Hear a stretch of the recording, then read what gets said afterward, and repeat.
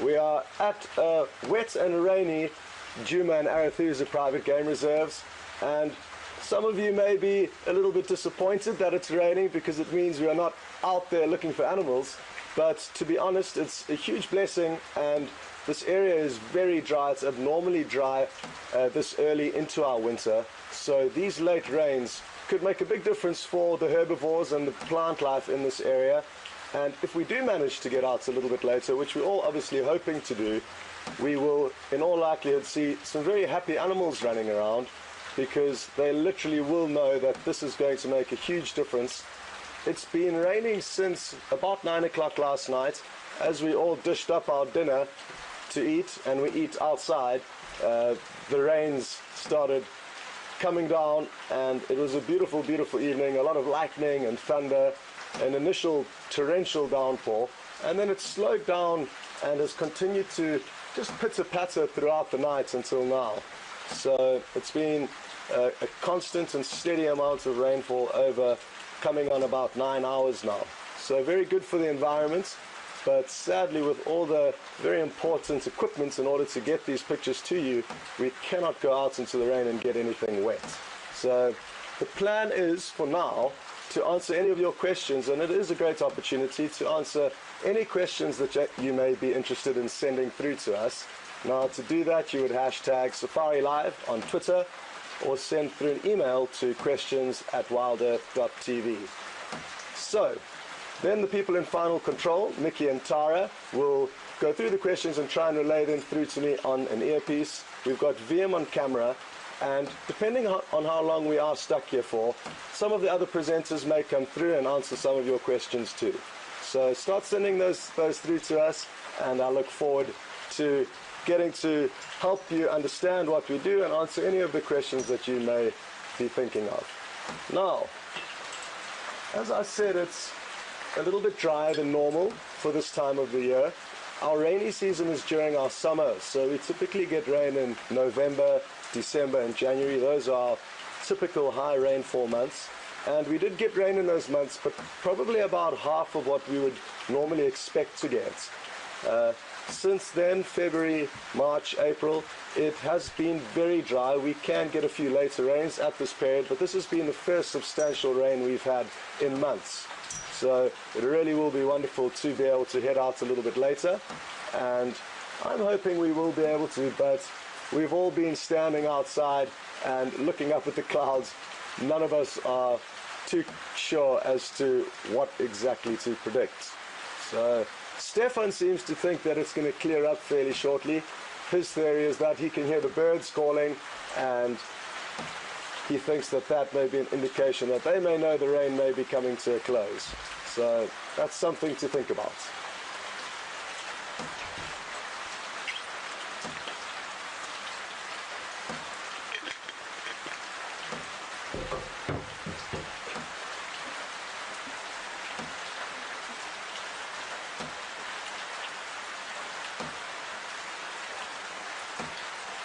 Okay, well, we've just got our first question through. Good morning, Elizabeth, and welcome to Djuma. It, as you can tell, is raining, and Elizabeth is interested to know, when last did we receive rain like this? Now, I'm not exactly sure, but I'm guessing it was probably in January, and that would have been our last rainfall of this kind of quantity.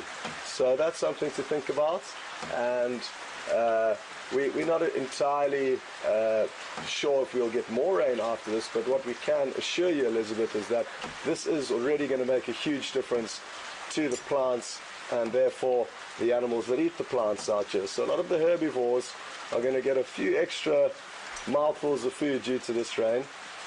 And continuing on the topic of rain, Elizabeth, we wouldn't quite call it a drought scenario yet. Even though it is a drier year than normal, we do expect these in cycles. In this area, it's kind of been noted that there's a 7-year cycle, when every 7 years we'll expect a drier year or kind of semi-drought conditions. So that does fall into the right time frame to expect that. Now, it was about 7 years ago that we had our last very dry period in this area, And for those of you who are wondering exactly where we are in South Africa, we are in the kind of northeastern corner. So that's something to think about. I've just heard now that some of the first game drive vehicle has headed out, so there will be some guests with their ponchos on and their raincoats, and they've headed out hoping to find some animals. So that's great for us. Even though we hear there's other people that are going out and exploring, and I can hear what they're up to on my earpiece. So there are the people looking for animals, and as soon as this rain does subside, we'll head out and hopefully they'll have some great sightings already lined up for us.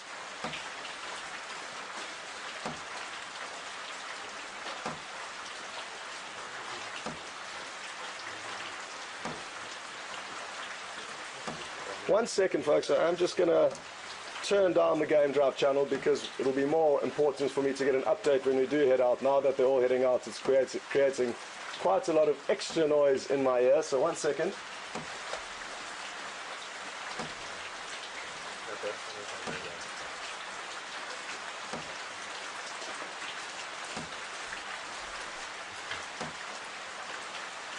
So just to explain exactly what I did there, basically in the vehicles we've got two radios, and the other channel, extra noise in my ear, so one second.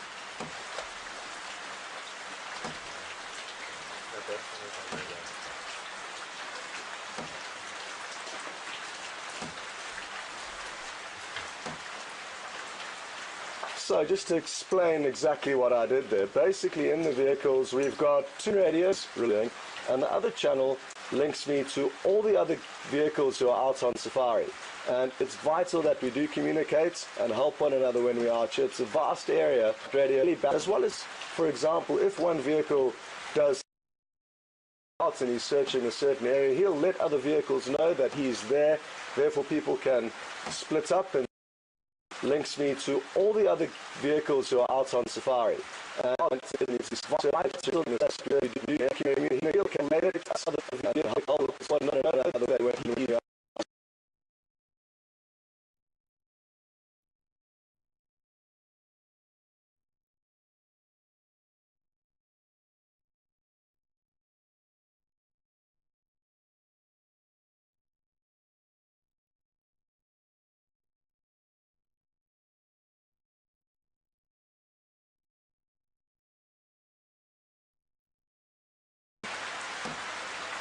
Okay, we've just got a question through from Carol and Tina. Good morning and welcome. Fencing now is being soaked up.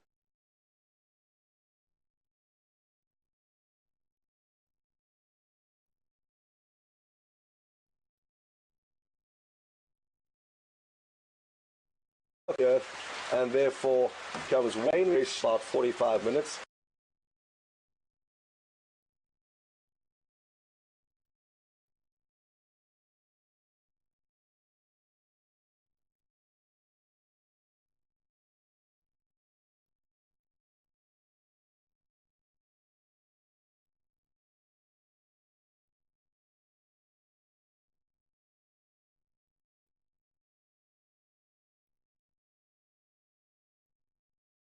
Minutes, and then it calmed down to this kind of gentle pitter-patter that we've continued to experience for about another 7 or 8 hours up until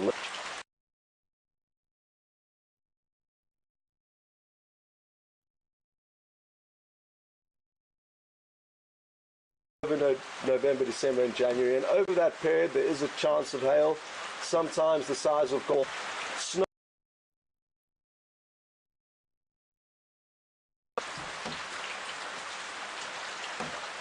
Okay, Christine in Texas, in the summertime, over November, December and January, and over that period there is a chance of hail.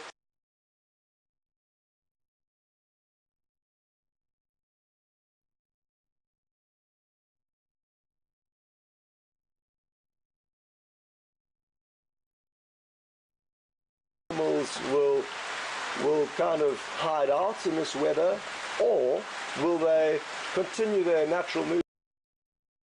Some of them will certainly hide out where they can, but there's not too much cover wherever you are, even if you're under, at least really be able to fully escape the elements, but may try to get some form of shelter. A lot of the herbivores and the ant animals,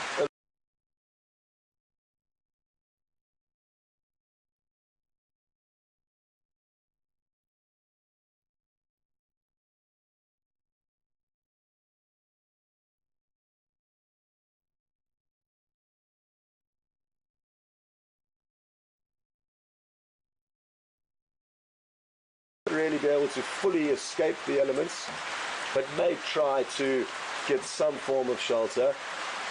A lot of the herbivores and the ant animals, a little bit earlier on, I noticed there were some flying ants. Now, you under at least really be able to fully escape the elements, but may try to get some form of shelter. A lot of the herbivores, I noticed there were some flying ants. Now, this is an example of an animal that, they will termite mound elsewhere. So that's how termite mounds begin, and we see huge exodus of these flying around the first range.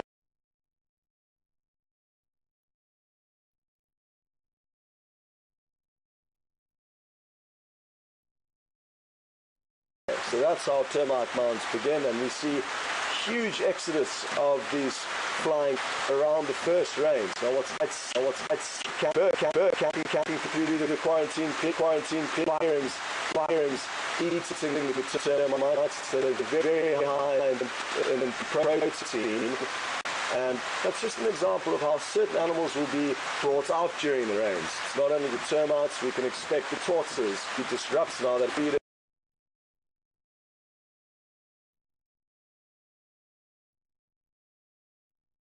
acquire some more moisture, and that's something that I seriously look forward to seeing, because a lot of the smaller animals,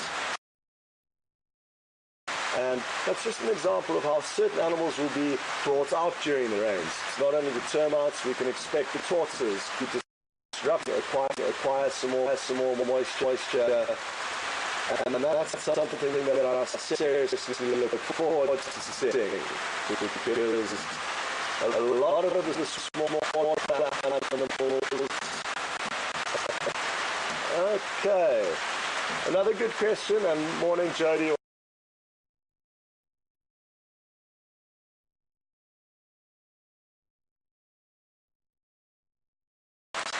Water running down the road and building up momentum and essentially causing a river which would erode the road away. So to prevent erosion, there are these big bumps that help maintain the roads during the rainy season. Having said that, there are certain roads that do go through areas that do become waterlogged.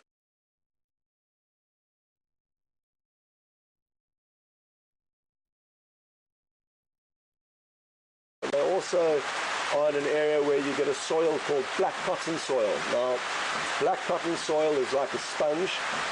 When it's dry, you can drive on it no problem, and it's hard, but as soon as there's a bit of moisture, it literally turns into quicksand, and if you were to drive the vehicle in there, you would bottom out and be stuck. But it's one of the things you learn early on in your guiding career. As soon as you see the soil, you avoid the area at all costs. Now, the second part of the question is from Jody, is whether we can track easier in the rain or after the rain. Yes and no, Jody. What the rain does is it clears the canvas. So all of the roads and pathways that would have had tracks on have now been washed away. Therefore, any animal that walks, and we can still see the tracks without the rain removing them, would indicate to us that they're fresh. So can help us, but in the same regard, it can also make things a little bit more difficult. Now, it makes it more difficult because as there's more rain, you can probably hear the thunder now, and also the rain is increasing in intensity. But there is a little bit of thunder off to the distance.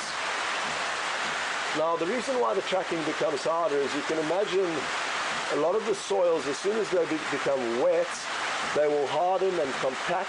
They don't become dry and dusty and easy to leave a mark in. So certain roads will actually become harder and more difficult to see tracks in until one or two vehicles have driven down the road, churned that sand up, made it a little bit softer, and therefore allow for the animals to leave a depression as they go along. So up and down, but I'm happy to go out and track in these conditions because, like I say, if you do find tracks, you will know they're fresh because tracks that are old.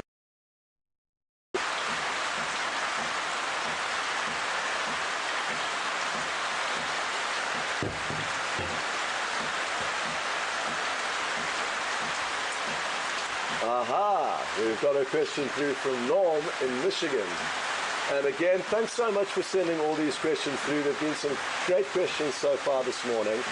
And Norm is asking whether it becomes easier for the predators to hunt in these rainy conditions.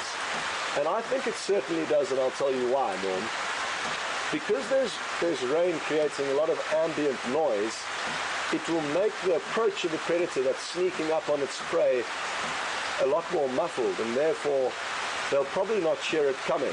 So I think the rain certainly will help the predators. Look, it may be a little bit more slippery, but that's for both the predator and the prey. So I guess the slippery aspect of it may curb things, but the most important factor is that as a leopard or lion creeps up to whatever it's stalking, that animal's going to really battle to hear because of all the pitter-patter that it'll be hearing from the rain falling on the leaves and the roads. So it's good hunting conditions, and we can expect that a lot of the predators will be out not only hunting now because it's the noise that's causing a bit of disturbance to their prey, but also because it's nice and cool. So that's a lesser factor, but it does make a difference.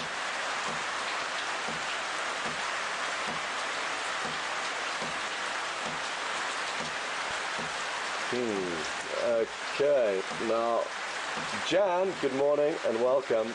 Jan is interested to know whether the rain will make the riverbeds that we have through this reserve start to flow. Now, again, because the water table is very low, I think the soil will be absorbing a lot of the rain that we're getting, and therefore I don't think it's likely that the riverbeds will be flowing, but one or two maybe, and just for a short period of time. We'll have to convince the riverbeds did flow.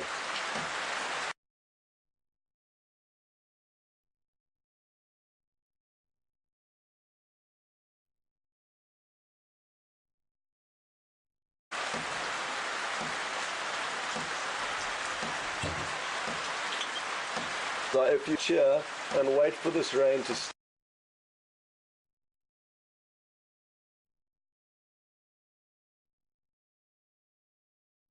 period of time, we'll have to convince the riverbeds did flow. So if you cheer and wait for this rain to stop, there are other presenters who are lingering in the background, and they are also going to come and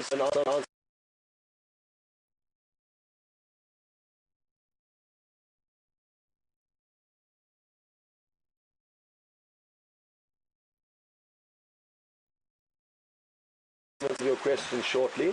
So we will take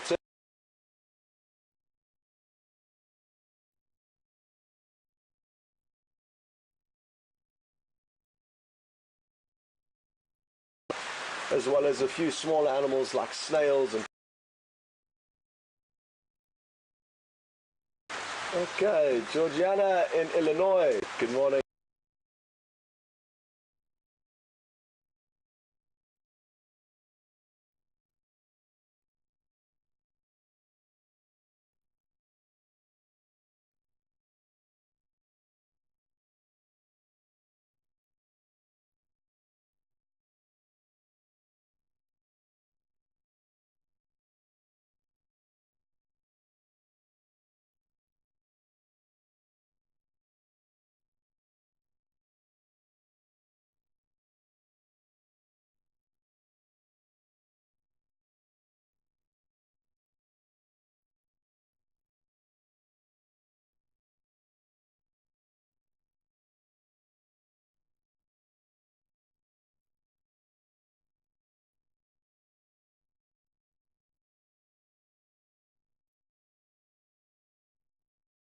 Brent, he's just popped into the picture. And morning, Brent. Morning, Scottish. How wonderful. See where animals have moved.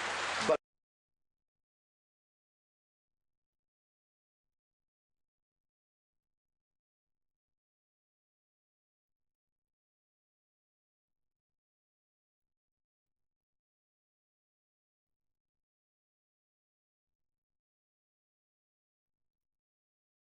yes, but let's hear what. Until back, Brent, we'll see you later. Cheers, God. Everyone.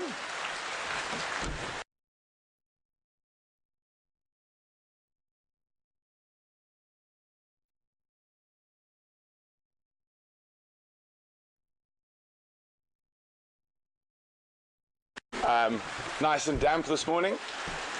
I'm a little bit sad it rained, but it is good for the animals, but it does make tracking a little bit more difficult. But it is what it is. And I will it to rain a little bit. I love it to getting to go.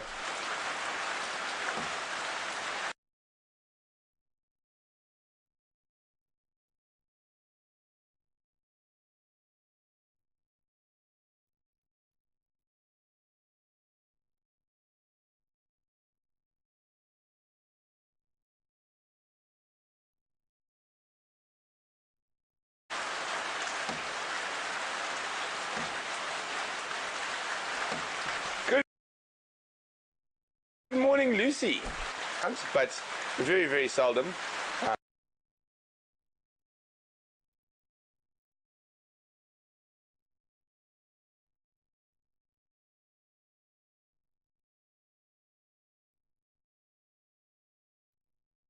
I'm quite lucky. I seem to draw a lot of energy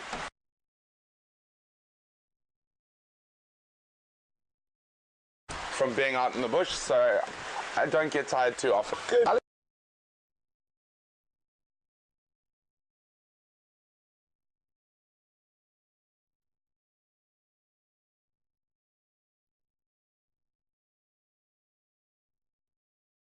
Morning, Lucy. But very, very seldom. I'm quite lucky. I seem to draw a lot of energy from being out in the bush, so I don't get tired too often. Good. Alex would like to know, with the rain, does it help the bird life? Well, I'm quite lucky. I seem to draw a lot of energy from being out in the bush, so I don't get tired too often. Alex would like to know, with the rain, does it help the bird life? Well, yes and no. Good. Alex, I mean, the birds will definitely...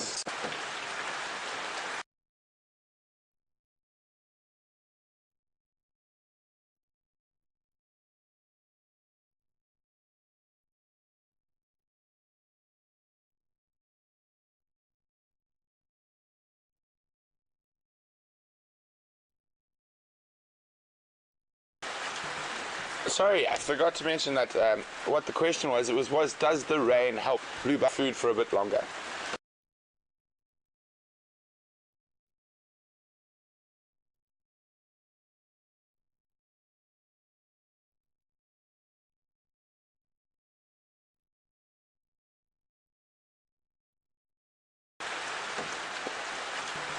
Sorry, I forgot to mention that what the question was, does the rain help bluebird food? I mean, the birds will definitely... Sorry, I forgot to mention that what the question was, does the rain help?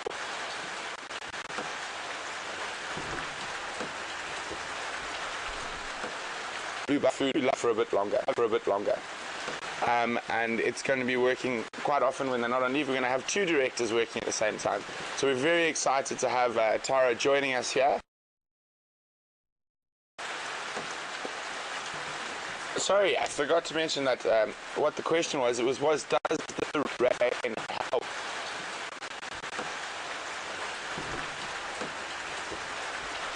Quite often when they're not on leave, we're going to have two directors working at the same time. So we're very excited to have Tara joining us here, and food for a bit longer. And it's going to be working... Oh, apparently there's quite a lot of talk about lions fighting. I don't actually know anything about our neighbor to the north last night.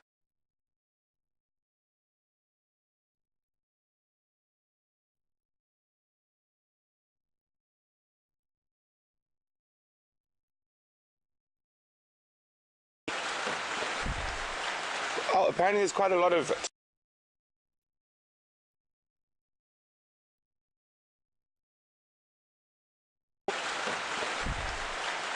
apparently there's quite a lot of talk about lions fighting. I don't actually know anything about around the Manuleti boundary, and I know the Nkahumas were in the area, but I'm not sure whether the Matimba, our neighbor to the north, last night they were seen around the Manuleti boundary, and it's in there wet, mane drooping down, but it is possible, and I will try to find out about what with them.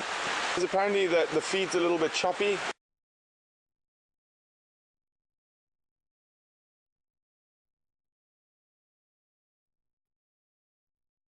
Weather, which is really set in now. It's actually starting to again. I do apologize, but it could definitely be the weather, which is really set in now. It's actually starting to again.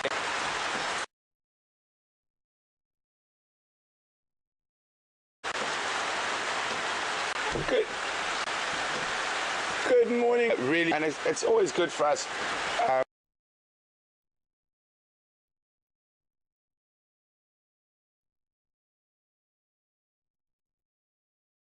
Weather, which is really set in now. It's actually starting to again. Good morning. It's always good for us.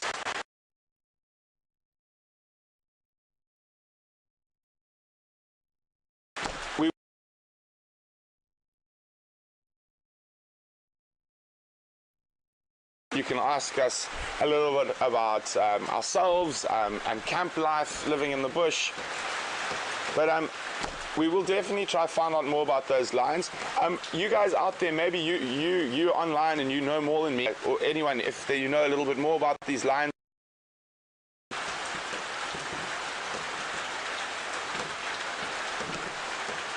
And whatnot, it's just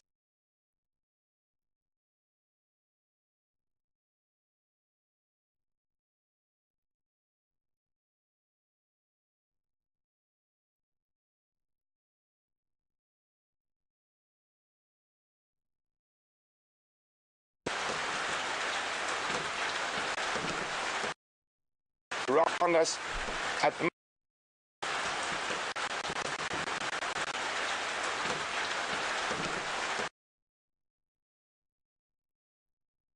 around us at the moment. We're sitting in this area, and we often work.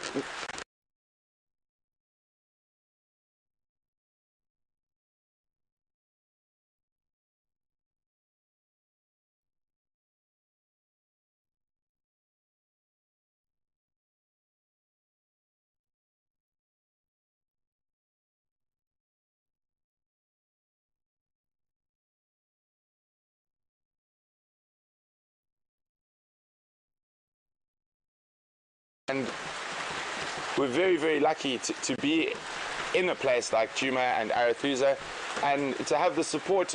Sam would like to know if a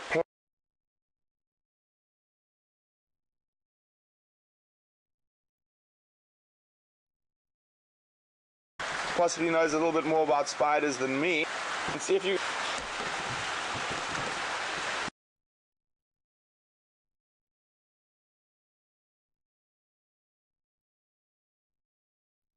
lionesses chasing the buffalo.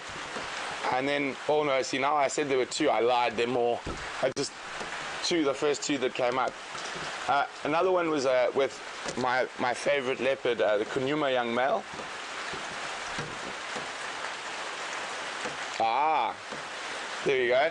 There's actually a photograph from that morning that Scott took of me driving down the road with all the lions. Thank you.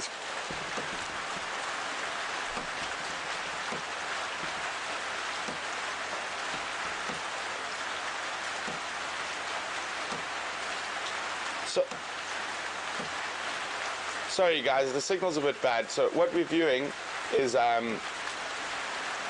picture Scott took of me while we were following the Nkuma Pride with the Matimbas. Right here, just literally not even 200 meters from where we're standing right now, near the entrance road to our camp. Thanks, Scott. And then I think the next one was of my favorite young male leopard, who was Djuma, and we'd watched him feed off I'm going to find the picture now. That's a very good idea, Scott. Well done. We'd watched him feed off a bushbuck kill. And he'd finished the whole bushbuck kill, and we had an amazing sighting of him up in a big timbuti tree, and a hyena underneath feeding off whatever he dropped. Then afterwards, he started moving, and I knew he was going to go for a drink.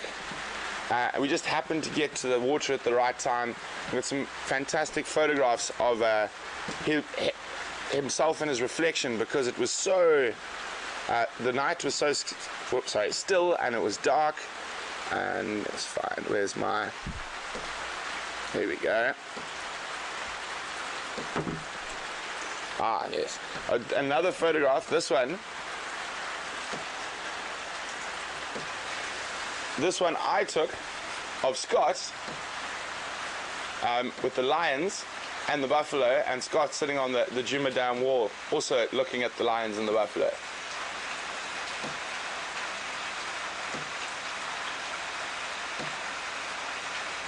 That was that same morning we were talking about.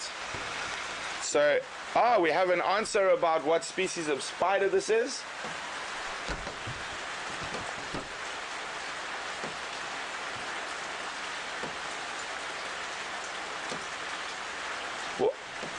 Virginia, well done. As I said, I thought it might be a member of the wolf spider family, and Virginia has confirmed that for me. It is a wolf spider. Oopsie. And then that second photographic moment I was talking about. Oh, turn. Sorry, 1 second. I'm a complete Luddite when it comes to technology, I'm afraid, guys. There we go. I don't know if you can see that nicely, but there's that Djuma with the pan and his reflection at night.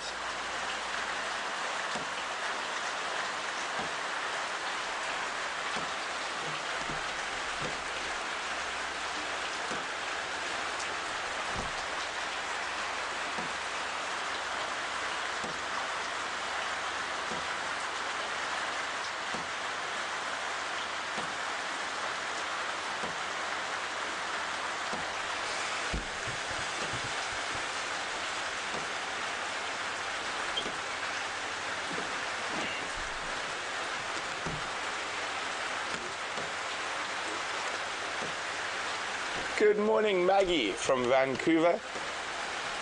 Maggie would like to know, if we came across an abandoned lion, leopard or hyena cub, would we rescue them or would we leave them? Maggie, we are in a system that's open to the Kruger National Park. There are no fences between us and there. And I know it's very hard for some people, but we are in nature. So if we did come across an abandoned cub, we would leave it, and even if something came in and killed it, we would just watch. We do not interfere.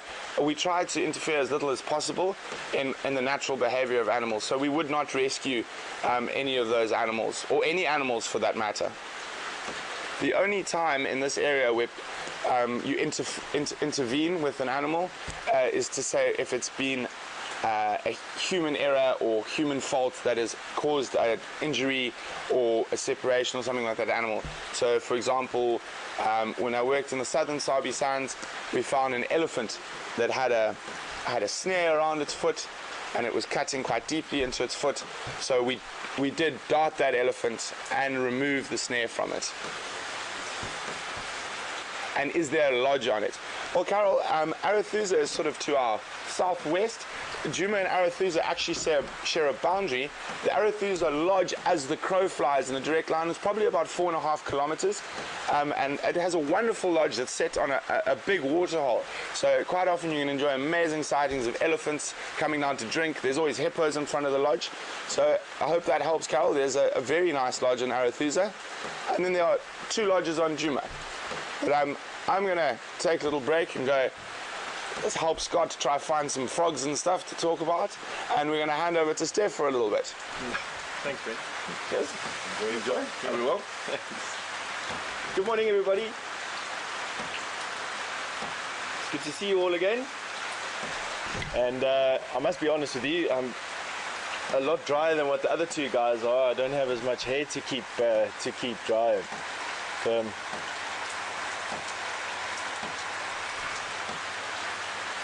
I was wanting to post a question. Absolutely, I've just been asked to recap my highlights from yesterday morning's drive, and I think it was a really good drive for me in the morning. We left the lodge, and we're immediately immersed in a sort of trailing exercise for a leopard that had been seen on the waterhole camera. And it was quite nice. You know, we work in a team out here with the other rangers, and we're all in radio contact. And there was a ranger going down the drainage line, and we were going up the drainage line. And the road network here is spaced that in some areas, at least, you can travel on both sides of the drainage line. And we were lucky enough to be able to go up one side of the drainage line and come down the other. And by the time we came down the other one, we were quite close to where Djuma had a steenbok kill in a marula tree. So this was very close to where we stay, which is quite nice, and it was nice and easy to get into. And sighting was beautiful as we got to the sighting. He was up in the tree, and he didn't really mind us being there, and he was uncomfortable. He was moving around, and then he was lying down in that sort of typical leopard draping over a branch style that he had. He was there for a few minutes. I think it was the presence of the hyena and his full belly, but he ended up coming down the tree and lying in a thicket, and it was quite amazing to see how good his camouflage actually was. I mean, you couldn't really pick up his body shape, which it always amazes me. You see leopard walking through the bush and you think, how could you miss these guys? But literally, I've walked past leopard a couple of meters, you hear a noise behind you, and boom, they pop out onto the path behind you, and they're standing there, and you must have walked within feet of them. But in any case, we then left the sighting, and we went to go and look for some elephants. I still haven't seen my herd of elephants, even though myself and Scott yesterday heard them crashing through the bush. We never really got to see them. But I'm hoping today might change. So that was my highlights from yesterday, at least. Oh, and then we saw a snake as well. We didn't see a snake on the drive. We were busy walking back to the camp, myself and VM, and I almost stepped on the little guy. It was a spotted or striped skarpsteker. They're quite common out here. Small little snake about this long, and has these bold stripes down his body. He just ended up slithering away unscathed, and we carried on back to our camp. So, you're welcome.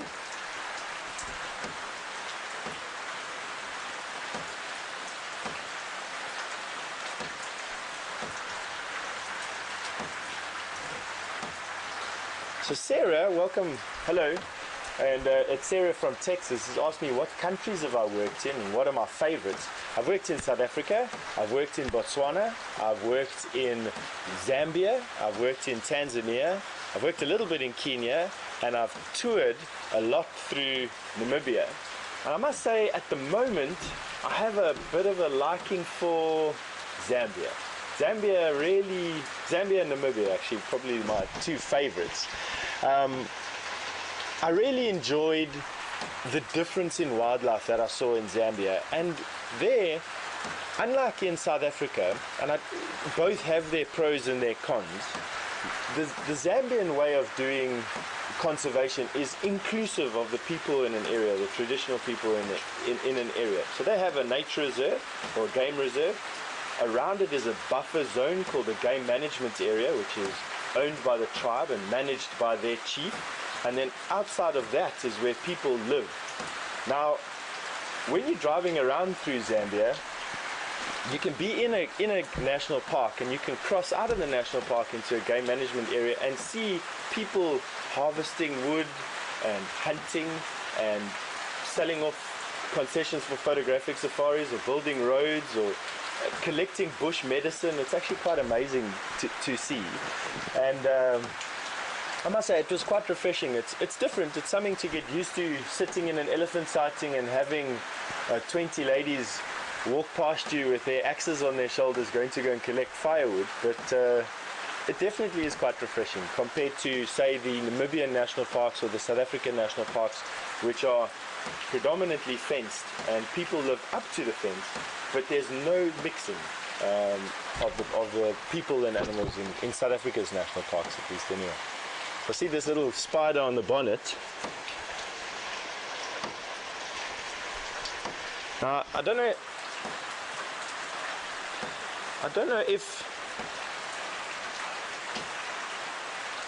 if you can see. I'm going to point it out with my Leatherman here, but this is a male. These two legs, there and there, are the pedipalps. Now, male spiders, when they are mating with females or when they are fertilizing their eggs, have their spermatophore, the packet where that contains the sperm, attached to one of these pedipalps. Quite often it's held in silk, a special kind of silk, and he has it right at the end. He's tucked his in. They basically are tucked in like this. And at the end of this pedipalp would be this packet in a cusp. Now, generally what he does is he will try and be fending off the female with his legs. She'll be trying to eat him because she'd think he's food in some cases. Not all spiders are like this, but in some cases. Being trying to fend off the female, and then using this pedipalp, they'll extend it underneath her, and he'd put his spermatophore, the packet, the silk packet containing the sperm, he'd put it onto her body, and she then absorbs the sperm into her body and uses it for her eggs in the season. Now, most spiders they just leave the sperm packet there. This particular spider actually keys in the end of his pedipalp and then breaks it off so that it stays locked in place. And that ensures that just this male will actually fertilize the female's eggs and no other male. It happens in mammals as well. You find quite interesting way of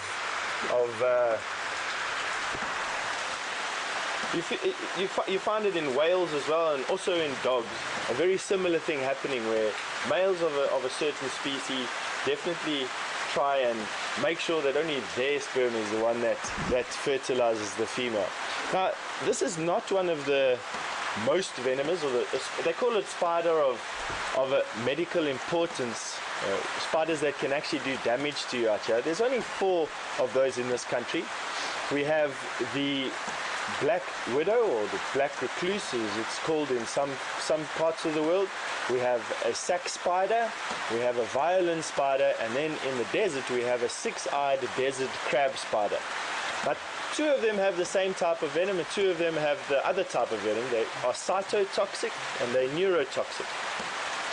So neurotoxin is a toxin that affects your nervous system, generally speaking anything to do with your breathing or your heartbeat. And of the 4 spider species that are poisonous in South Africa, or venomous in South Africa is actually the more correct term to use, the black widow and let me just think now, the black widow is a neurotoxic and virulently so, whereas it's just the black widow is neurotoxic, and the other 3 spiders are all cytotoxic. So cytotoxic spiders, when they bite you, their venom actually dissolves tissue where at the bite site. So you get what they call necrosis. which is where your tissue breaks down, and it's usually a site for secondary infection, and that's actually what makes them dangerous. And of those three, the six-eyed desert crab spider is the worst. Although, I mean, I'm saying worst here, in all the years of me guiding, I've only found one report of a person that was bitten by one and died, and it was because he was playing with the spider. So, you know, rule of thumb is if you don't know the spider, you don't have to kill it. They actually do amazing things for us in keeping insect numbers under control. But don't play with it. That's about the only rule that I can give you. And learn about them. They're wonderfully easy to key out in identification books, and some of them have the most unbelievable characteristics. Yes?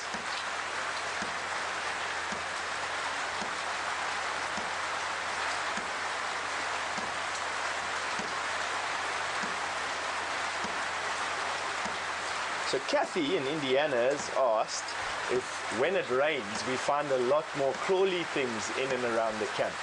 Now, I must be honest with you, the answer to that question is yes.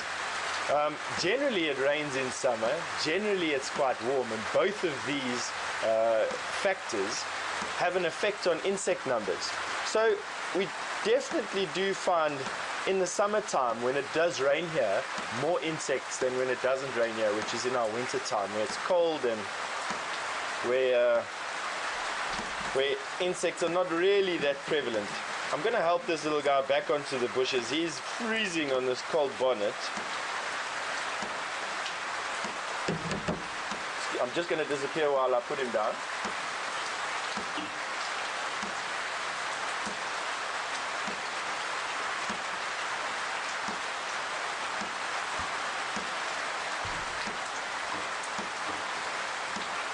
So Marianne from Boston has asked me what's the maximum size of our wolf spiders, because she's heard that wolf spiders can grow to the size of my fist, this big. The answer to that question is yes. We do get some wolf spider species that do get quite big, and by quite big I mean legs and all about this big, and a fat little body about this big. But they're not that dangerous. They can be handled quite safely. They're very reluctant to bite. And the wolf spiders, in fact, have some of the most diverse adaptations. Some wolf spiders have even been known to catch fish, collect air around hairs on their body, be able to dive under the water and catch tadpoles and fish. Most of them you find hanging around the camp can be seen by the reflection of their eyes in your torch. So they have a reflective membrane at the back of some of their eyes called a tympetum. And what it basically is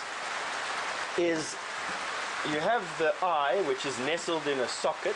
The back of the socket is coated in a layer of light reflective crystals. As light enters the eye, it will go stimulate the optic nerve. Any leftover or refracted light will hit the back of the eye socket and be reflected back through the eyeball, stimulating that optic nerve and allowing for greater vision or more enhanced vision with less light. Less of it is lost. Now, to give you an example of what a tapetum is, if you have to shine your torch into your cat's or your dog's eyes, you will see that reflection from the back of the eyeball, from those light reflecting crystals at the back of the eyeball. That is exactly what the wolf spiders have, and it gives them enhanced vision at nighttime. And mainly nocturnal spiders, they hunt at nighttime, they hunt using their vision and their excellent senses, those hairs all over their body. And you know, they make for wonderful spiders. You know, it's something I go out of my way not to kill, and to keep on reinforcing the fact that you don't have to kill every spider that you see. It's far more beneficial for you to keep them alive. However, there are some spiders that you don't really want in your house, and it's the key to learn those. They're by far the minority, by far. Out of all the thousands, tens of thousands of spider species in South Africa, we only have 4 species that are of medical importance, and of those really only 2 are a problem to us. Yes?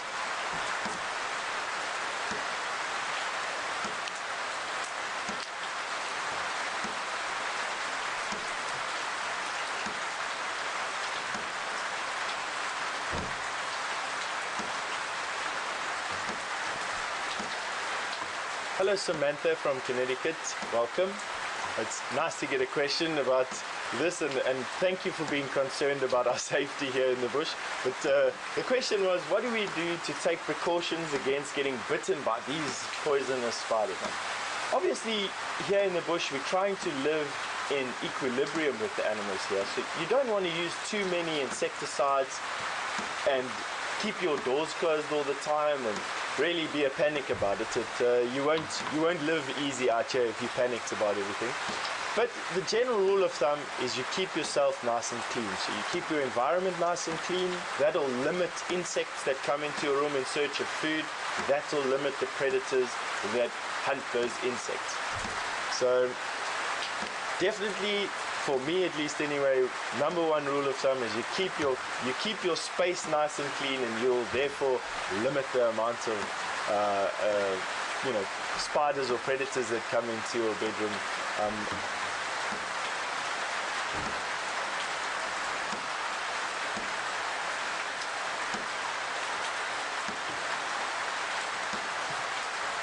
Dara in Ohio has asked me that because my favorite animal is a honey badger, which I've mentioned on a few of the drives, how often do I get to see them? They're actually quite tough to see in the bush, to be honest with you. They're small, they're quite short or stubby, probably this big, nose to tail, that high, foot to shoulder. And you really have to be lucky to see them. In this part of the Kruger National Park, they're predominantly nocturnal. You find their tracks quite often on the roads, but you don't see them. We come back to camp way before they start foraging. And you really have to start going to the drier areas of the country, towards the west coast and to the national parks up the west coast and into Namibia and into the western part of Botswana before you start seeing honey badgers during the day or on game drive, where you can see them. And there you get to see honey badgers as often as you like. You just follow around these little mini dust clouds where they're digging out insects and rodents and whatnot, and you get to see them. I would say that half of the camps out here have a resident honey badger or pair of honey badger that utilize the camp for scraps of food.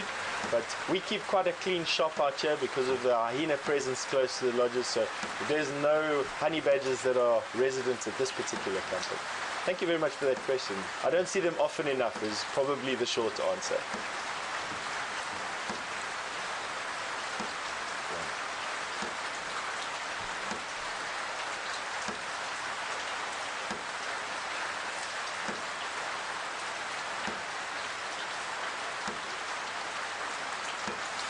Tess has asked me how my first week presenting has been different to how traditional guiding has been, and I must be honest, it's been refreshing is one word that comes to mind. It's been very different.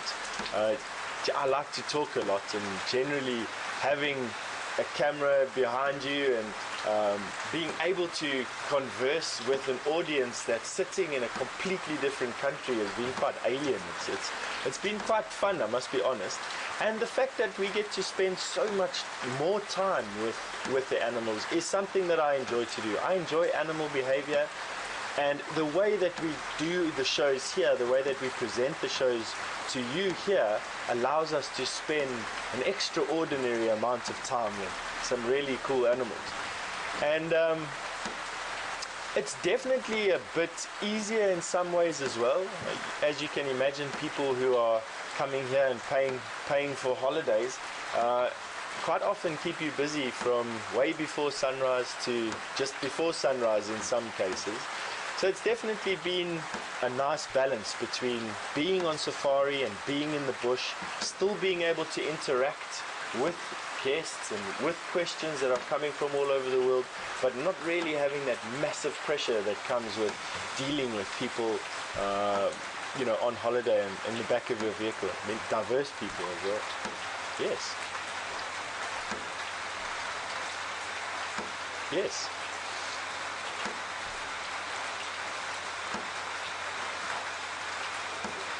Virginia has asked me what animal I'm most afraid of, and I wouldn't say afraid, Virginia. Afraid is something that you get very used to out here. You get nervous around different situations, and you get nervous in tight situations with animals, but I'm not afraid of any animal. I have huge respect though for elephants. You definitely have to know what you're doing around elephants.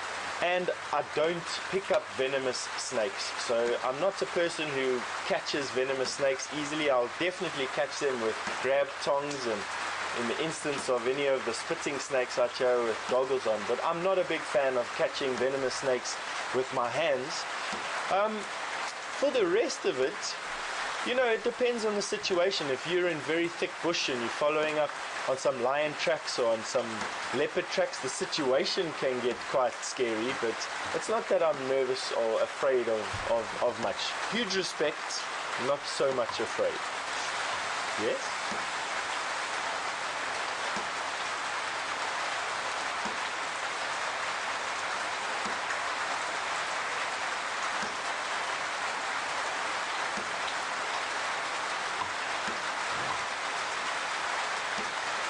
So Judith has asked a very good question about a symbiotic relationship between a honey badger and a honey guide, and is it really true that a honey guide will lead a honey badger to a beehive? And the answer to that question is yes. It's a funny relationship that is developed between two different species of animals. A honey guide, for those of you who don't know, is a bird species out here, and a honey badger is a tiny mammal, a carnivorous mammal at least anyway, very close to a badger, very close to a European badger. And the relationship, the symbiotic relationship that they have with one another is called mutualism. So there's a couple of different types of symbiosis, but this particular one, mutualism, is where both organisms benefit from the relationship with one another. The honey guide will lead the honey badger to the beehives, which are quite often in inaccessible places for the honey guide, inside trees or inside caves or inside cavities of some sort that the bird doesn't have the necessary tools to excavate. Honey badger comes along, excavates the beehive, will eat the honey and eat the larvae, and then the honey guide comes over and picks up the rest. So both the honey badger and the honey guide benefit from the relationship, the mutualistic relationship that they have with one another. They are quite capable of foraging for their own food on their own, but definitely they have a special call, and if a honey badger is in the area, quite often they keyed into that call.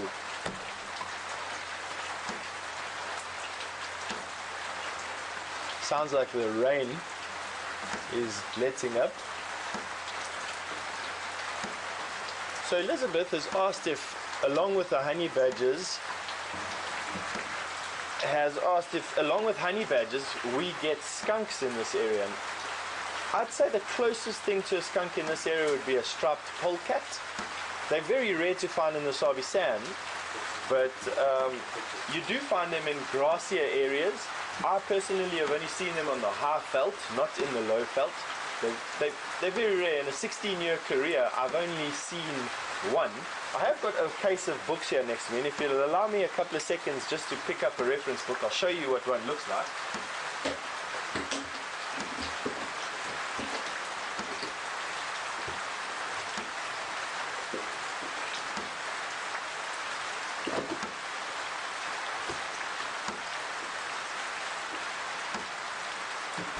Hello there. I'm just going to find one quickly in here for you.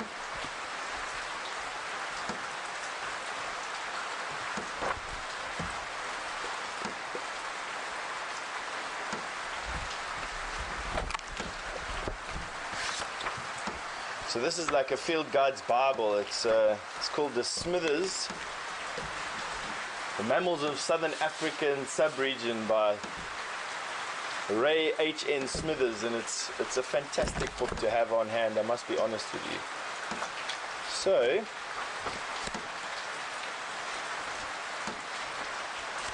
let's see if I can find you a picture of this guy.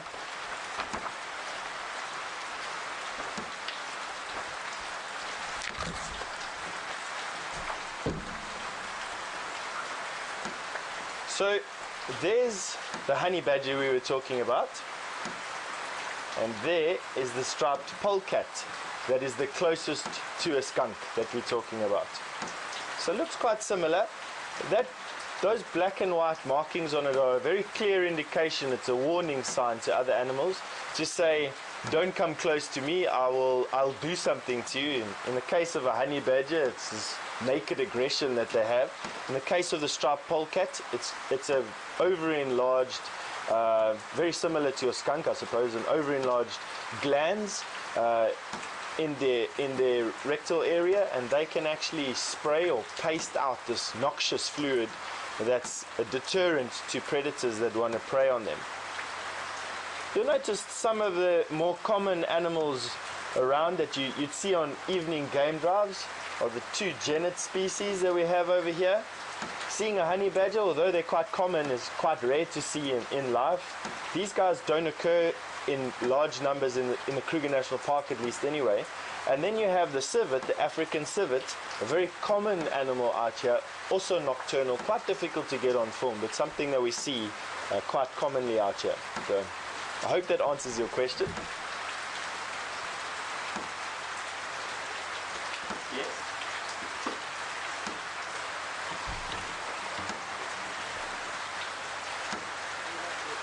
So Ramey has asked if any predators will kill honey badgers, and absolutely. Out here, everything is about who's the biggest bully on the block, and lions quite often, and leopard, will quite often prey on honey badger, not for food, it's to eliminate competition for a similar resource.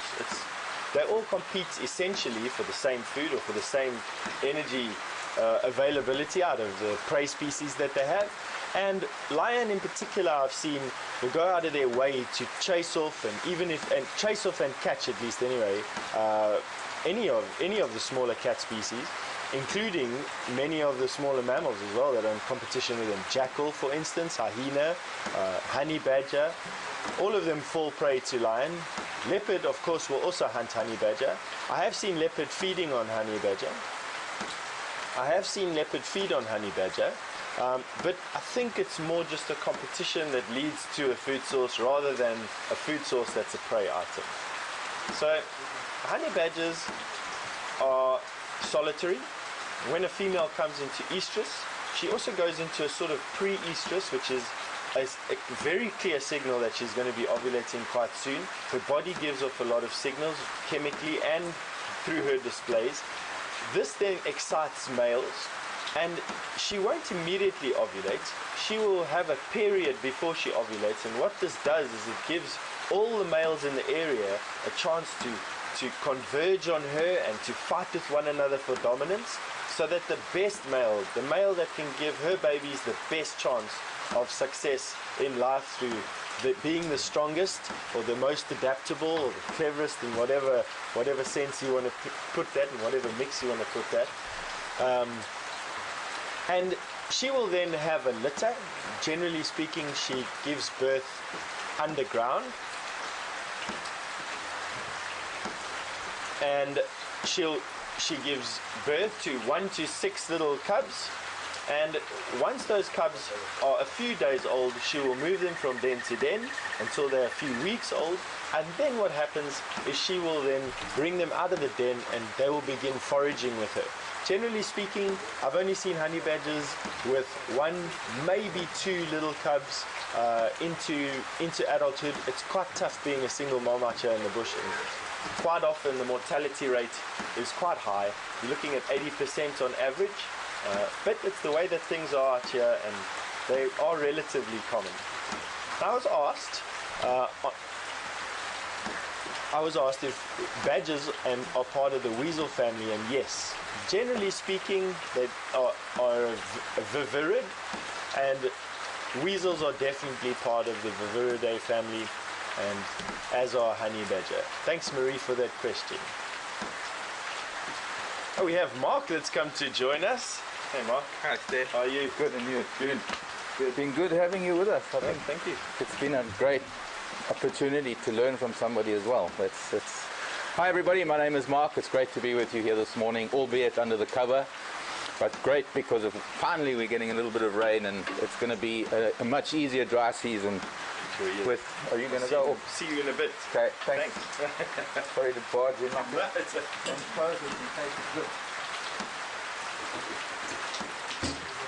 Hi everyone. Well, we've all been hoping for a little bit of rain before the end of the dry season because, well, I think as it was standing before this lovely rain, it was going to be pretty harsh by the time the end of the dry season came towards the end of the year, around September, October, and that is always going to be hard on the animals. If this rain persists, and I hope that it does, only for the sake of the wildlife and the sake of the environment, then perhaps it'll ease things up a little bit towards the end of the year. I don't know if it's going to be enough to bring the rivers down in flood. I don't know if it'll be enough to fill up the dams, because as it is right now, it's a lovely slow soaking rain. So if anything, what it is doing is it's really feeding a lot of the plants, and it's going to give maybe a nice new flush of grass for the grazers, and maybe perk up a lot of the leaves, give a lot of moisture and nutrients back into some of the leaves that are still out there for the animals to browse on. It is new moon, we're going into new moon, so I guess in my calendar, no surprise that we're getting a little bit of rain. The last little bit of weather that came through was 2 weeks ago around full moon, and I like to keep note of these things because although there isn't really any scientific basis for weather over the moon cycles, I certainly think there is.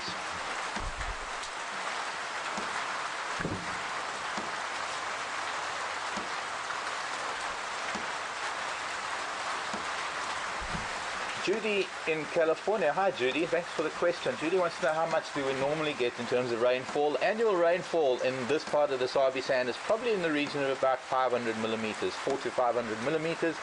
Call it 20 inches maybe, if I do a rough conversion in my head. Further down south in the southern part of the Sabi Sand up to maybe 600 millimeters, and as you go further north going into Manyaleti and then into the Timbavati, that rainfall then drops down. Where I live up in the north of the Timbavati, we only get 200 to 300, if that, maybe half the annual rainfall that you get down here in the Sabi Sand, and that tends to dictate a very different habitat type.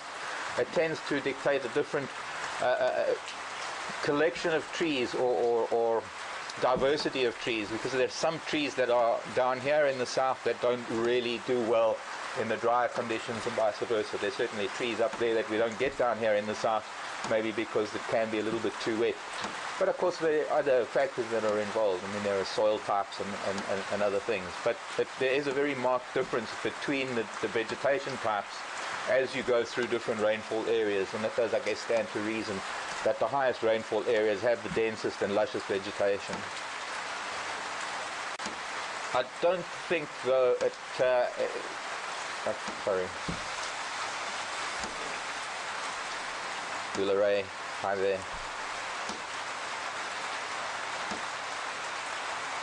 Wanting to know if elephants behave differently in the rain. Thanks, Bularay, for the question. I think in some circumstances they do. Most of the time during the wet season, when it rains, they're accustomed to the rain. They just carry on feeding and carrying on doing what they normally do. I think a rain like this might have changed things a little bit. It's been very, very dry. Elephants have been relying on smaller and smaller water holes. So I think from a point of view of just the relief of the rain, I think from that point of view, yes, they might behave somewhat differently. The only real way to do this, or to actually get an answer, would be to be observing elephants one day and then to see them the next day. You've got to remember that we have thousands and thousands of elephants here, and with all these elephants you will find a wide range of behavior when it rains. Some will be excited, some will ignore it, some might feel cold. There's no real way to know what the elephants are going to do until you're with them. What I can tell you though is, and for those of you who were watching our Djuma waterhole camera last night after the drive, sometime after the drive when the first lightning flashes came over, we had probably one of the most incredible light shows out here last night just before the rain hit. It was something that I haven't seen for many, many years. And of course that in itself starts, if you'll excuse the pun, it charges up the atmosphere a little bit. It charges energy in everything. Everything gets ready for a little bit of a storm, and it was really great that the storm did break, and it's great that it has still been raining all night. But I think it gets to a point like now in the morning, where everything has been very, very wet all night, and temperatures are dropping fast, animals' coats are wet, and so from perhaps a relief point of view, when the rain first started falling after a rather hot day, to being cold, animals don't adjust to temperatures very well. So I think from that point of view, the behavior changes in that they'll seek shelter, they'll seek areas where they're going to get out of the wind. One of the reasons why, well, for the animals that chew the cud at least, they're able to go and lie down and maybe in the drainage lines or in thicker bush and chew the cud. They don't have to carry on feeding on the trees. Elephants, on the other hand, constantly have to process their food, and so they're out feeding constantly, and they're going to still probably be in the rain. And that question, by the way, from Bularay was sent in through Twitter, and if you want to tweet us, send a tweet, it's #SafariLive. And if you'd like to send us an email, it's questions@WildEarthTV, and we'll be looking forward to it. This is what we're going to be doing for the next while, so keep them flowing.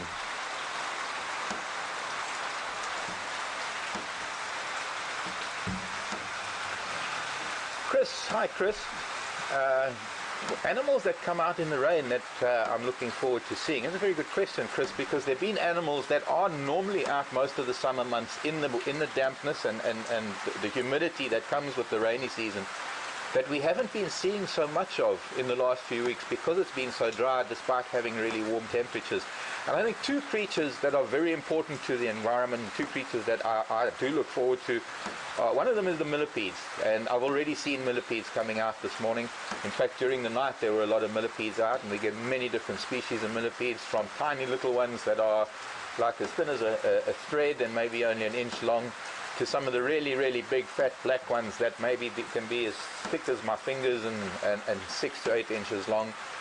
Millipedes are pretty important because they are detritus feeders. They are important in breaking down rotting and decaying matter. They do eat fresh food, they do eat fresh grasses or fresh vegetation, but primarily when things get wet, millipedes will be out to be feeding on mostly decaying matter, especially those little bits of gristle and meat and bone on the bones that are left by predators. There are certain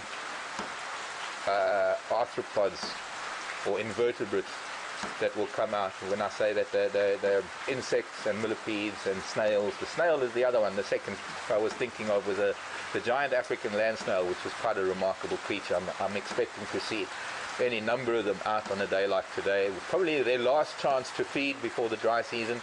Up until now they've been burrowed underground since the last rain, and they'll be coming out also trying to find something to feed on in these last moments of the wet season.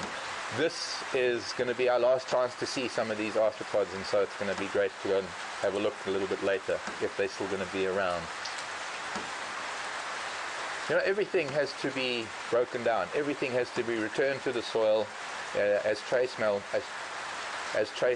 and because not any of the larger mammals, none of the larger creatures are able to get to the finer things, there are a lot of creatures that will come out for rotting vegetation and those little bits of flesh and gristle and cartilage that are left on carcasses.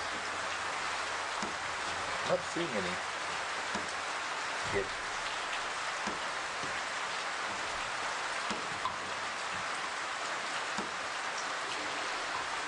Top 3 animals. Hi, Katrina. Wow, what a question. The top 3 animals I would like to see outside of Africa, outside of South Africa. There's only 3, Katrina, because I think I could think of quite a few. Snow leopard, a tiger, and the Amur leopard perhaps, or the 3 cats. I suppose if I could broaden that to not only 3 animals, and so I think from that point of view I'd have to think of many different types of animals. Why would I want to see them? Also, I think if I'm sticking to cats, I would love to see a jaguar, I'd love to see a puma or a mountain lion. Why would I want to see them?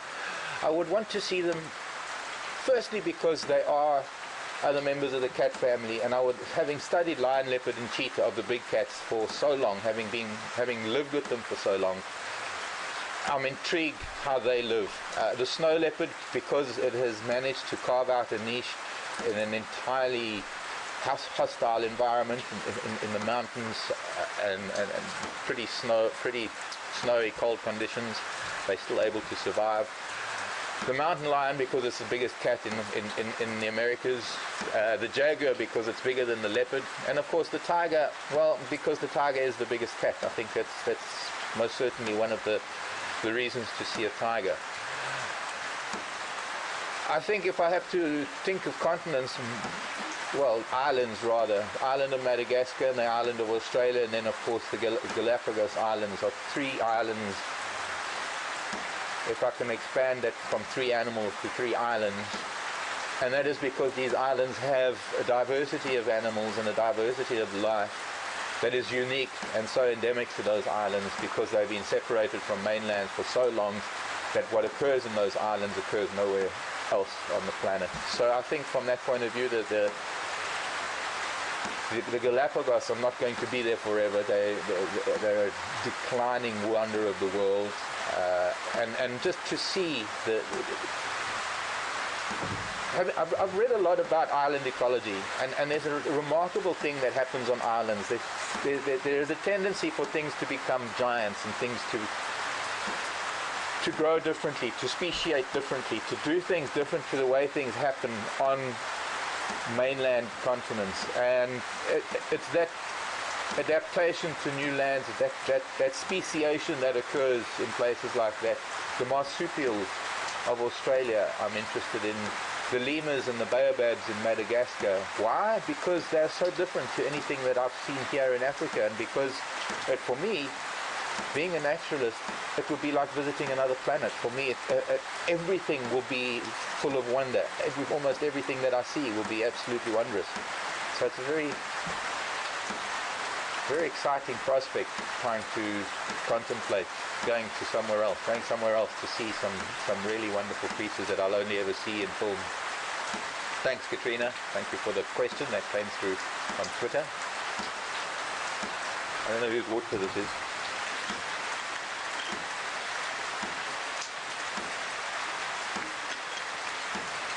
I have a question about whether I've worked in any other countries in Africa. I have. The first country I went to from Africa, in fact I went there from the Sabi Sand. No, sorry, I'm wrong. I'm very wrong. I was working in the Timbavati at the time. I was running a lovely little camp in the Timbavati, and I had an opportunity to go up to the Okavango Delta. That was about 20-something years ago, 21 years ago. And my brother and I both went up to each manage 2 sister camps up in the Okavango Delta. It was an incredible eye-opener. For me also, the Okavango Delta, if I could just tell you, is the only inland delta in the world. It is the only delta in the middle of a desert that doesn't flow into the sea, and it also the fact that it is in one of the largest sand basins, the Kalahari Sand Basin, which extends all the way from Central Africa in the west all the way down into South Africa. So it's an exceptionally large sand basin, an exceptionally large desert. Of course, there is different rainfall occurring throughout that sand basin that even produces rainforest up in the northern parts, the northern stretches of the Kalahari Sand Basin, right down to true desert and salt pans down in Botswana going into South Africa. I didn't spend too much time in the Okavango. It is a water wonderland of note. It's filled with all the animals that we see here that have completely different behavioral patterns and behavioral things because of the aquatic environment that they live in. Lions tend to swim across channels and across marshland to get to different islands. Elephants have water everywhere. The water is so clean because it is filtered through, I think it's something like 10,000 square miles of papyrus. You can literally put a glass over the side of the boat and drink the water straight out of the delta. It's a super water wonderland. After the delta and after a stint overseas, I moved up to Tanzania. I spent some time up in Tanzania in the Selous Game Reserve, which is one of the biggest game reserves on the planet. Very, very wild. It was in those days. It's about 3 times the size of the Kruger National Park, and the Kruger National Park, as you know, is a very big area. And the Selous was incredible in those days. The elephant population was recovering from a dramatic crash due to poaching in the 1980s and early 90s. And when I got there in the late 90s, the mid to late 90s, the population was recovering nicely. The elephants were becoming a lot more habituated. I remember first seeing some herds of elephant that were still very, very aggressive or very, very afraid of humans. And over time, slowly but surely, got them quite relaxed with us in the vehicles. Sadly, however, the Selous is probably one of the major areas for elephant poaching at the moment, and I think anything from 30 to 40 elephants per day are being taken out of Selous for their tusks, and the population is crashing. We're reaching a point now in our existence on this planet as human beings that we are causing irreversible damage to our planet, and elephant populations are unable to sustain themselves at the current rate because the death rate is far exceeds the birth rate. Other places in Tanzania over time that I've worked have been the Tarangire National Park, which is another fantastic elephant national park that's further up north in the country. It is phenomenal. I've done walks amongst several thousand elephants over floodplains where you just, what looks like herds and herds of buffalo are just hundreds if not thousands of elephants. And as far as I've visited other areas of Tanzania, and then I've worked in a couple of places up in Kenya. One of the places that I worked up in Kenya is the same place that Scott worked. It's a place called Oldonyawua, so in the Chulu Hills. The Chulu Hills are an area of Maasai land in the southeastern part of Kenya, not very far from the Amboseli National Park, overlooking the beautiful Mount Kilimanjaro in northern Tanzania. A lot of people think that Kilimanjaro is actually in Kenya, but it is not. Believe it or not, the boundary sort of wraps around Kilimanjaro to include it in Tanzania. It was a gift, evidently, I'm trying to think who it was a gift to. It was a German lady. I'll think of it out of my head at the moment. Also in Kenya, I've been up in Meru National Park, which is up in the northeast near Mount Kenya. Quite also a beautiful reserve for elephant, but not a very well-traveled reserve, so the animals are very, very shy. I think one of the most incredible things I saw in Meru National Park were the Grevy's zebra, one of the only places that one can get to see Grevy's zebra, a different species of zebra to the plain zebra, much smaller but very big ears, very tight stripes, very narrow stripes, very interesting animal to look at. And that's about it for my work experience here in Africa. I have visited, I spent time in the Masai Mara, which is the Kenyan side of the Serengeti. Serengeti is down south in Tanzania, although it's one ecosystem. They're just two different names for the same place.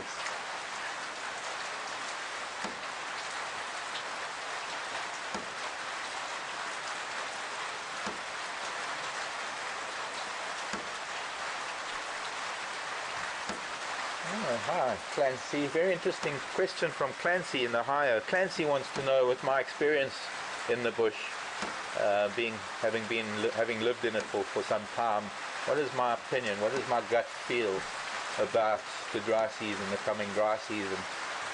Clancy, I think this dry season is going to be fine. We're likely to head into a drought, but we won't know until we see what next year's rainfall is going to bring, because of course, it's next year's rainfall that'll determine whether we go into a drought or not. I mean, this rain is certainly going to help. Make no mistake, it's going to certainly help with seeing things through the dry season to the next wet season. But unless we get early rains, or unless we get good rains between September and November next year, there's no real way of knowing. My gut feel is that we're in a bit of trouble. This season has been seen a dramatic drop in many plant species, not flowering, not seeding. The grasses that have seeded, which have seeded by now, are likely to be sprouting from this rain, and it's going to be a big wait and see to see whether these grasses that are going to start greening up after this rain, whether they're going to reach full maturity to produce flower heads and then once again seed. But there's still a fair amount of grazing and a fair amount of browse that will keep the animals going through the dry season. But it's all going to hinge on what